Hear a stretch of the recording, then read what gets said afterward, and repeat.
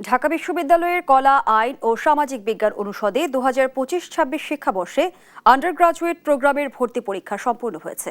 শনিবার বেলা 11টা থেকে বেলা 12:30 পর্যন্ত পরীক্ষা অনুষ্ঠিত হয়। এবছর এ3 ইউনিটে 2934টি আসনের বিপরীতে পরীক্ষা অংশ নেয় 1,07,000-এর বেশি শিক্ষার্থী। সেই হিসেবে প্রতিটি আসনের জন্য লড়বেন প্রায় 37 জন ভর্তিচ্ছু। ঢাবি উপাচার্য অধ্যাপক ডক্টর নিয়াজ আহমদ খান পরীক্ষা কেন্দ্র পরিদর্শন করেন, জানান সুশৃঙ্খলভাবে পরীক্ষা সম্পন্ন হয়েছে। আসন সংখ্যা প্রায় 3000 এবং তার বিপরীতে 1,08,000 পরীক্ষার্থী এই ভর্তি পরীক্ষায় অংশ নিচ্ছেন।